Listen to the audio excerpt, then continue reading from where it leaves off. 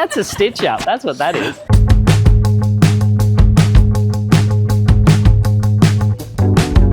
Hello, Adam. Hi, Sean. Tell us who you are and what you do. Yeah, so my name's Adam Vries. I'm a cafe operator here at Greenslopes Private Hospital. I've been here in a capacity for 15 years, a slightly different model. But now, we're just starting up our independent model here at Greenslopes. Cool. So, yeah. What got you into hospitality? People. I love people. I was in a job that was very much dealing with people on a one-on-one basis in production, and then it sort of became more of an admin role, and I went, I don't know if I really like this, but I really wanted to do something with people. So an opportunity came about out of the blue, actually. I was here at this hospital for a medical procedure for one of my loved ones, and I just happened to be sitting in the cafe, and then 3 weeks later we got an opportunity to come into Greenslopes to work in as a business. So, and I went, oh, okay, well, maybe this is the universe saying something to me. Hospitality, like hospitals and airports, are sort of in the same bucket that I think they're largely misunderstood. What do you think the most misunderstood thing about a hospitality venue in a hospital is? I think the importance of it.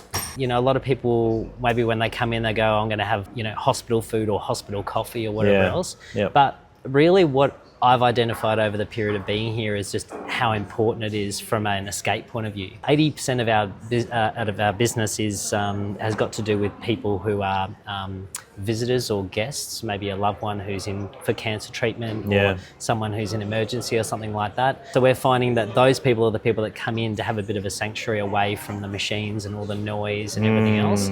So, we have regulars that are people who are here for a period because someone else is here. Yep. And I just got a letter on my desk from someone who just thanked our staff profusely just for that hospitality experience that goes beyond the coffee and the food. It's kind of about the warming nature of what we do. So I think the misconception is really that it's just a cafe, where it becomes something a lot more than that. And I think that's important, like a CBD cafe, if you have your favourite, it's because they know your name, or they know, they know what your favourite sandwich is or something like that. Similar sort of vibe here, and we try and put a real positive spin on our environment rather than say we're just in the cafe.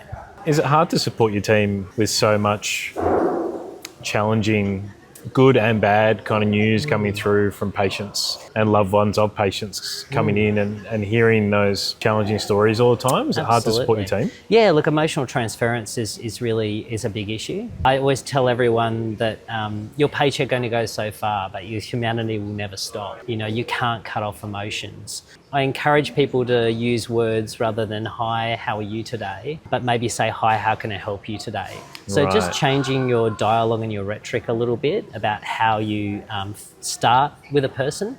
I actually made that mistake a moment ago because I've just come back from being away, and one of the first things that came out of my mouth was, hi, how's your day going today?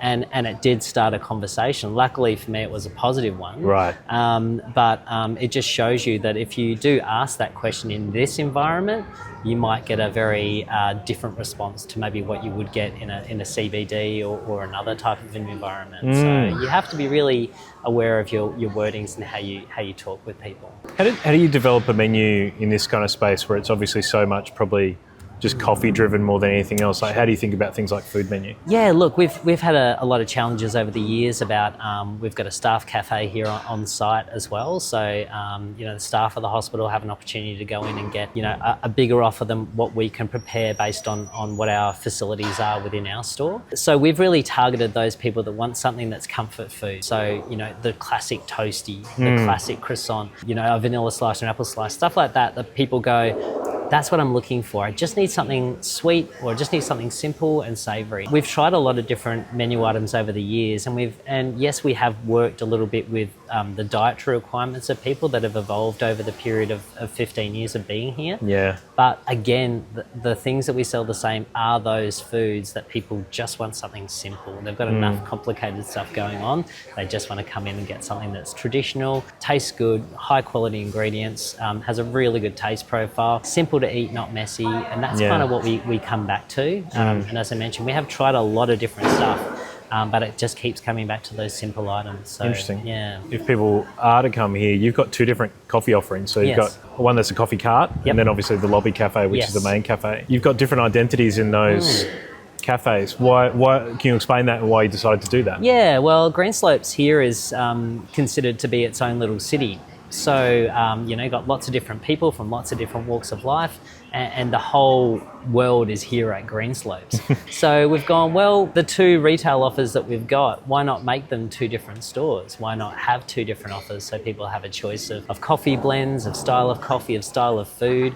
So we've sort of, evolved our landscape rather than saying we're going to do the same coffee at both. And we do have people going, oh, I really like the coffee here, or I really like the coffee here. So that's great. So, for me, that's really good to hear. And it's nothing on the barista. Yep. It's just down to the blend, the taste profile, maybe the quick food item that they know they can get at one store that maybe they can't get another, just to help drive those sales and those add-ons. So yeah, that was kind of why I did it. Yeah, awesome. When you look for inspiration for your cafe, do you look at other hospitality in like airport and quick kind of service cafes, or do you look at what's happening in the CBD or what's happening in the really cool spots around Brisbane and around Australia for inspiration? Yeah, it's a really good question. You can always be really honed into your own little environment and go, well, I think this is how we're going to do it. But for me, and speaking to people like yourself as well, Sean, and your team, is really seeing how big the world is and what the different offers are, not only locally, nationally, but also internationally, and how the evolution of hospitality is coming through to Australia. Yep. And sometimes how we start that trend on a global scale. So I've looked everywhere now. Internet, Instagram's great, it's sort of looking at, a colour scheme or something like that then might lead you into a venue and then lead into their food. So it kind of becomes a bit of an evolution. I suppose that's where digital media has become so amazing, is you can start in one spot and end up somewhere completely different. Yeah. So...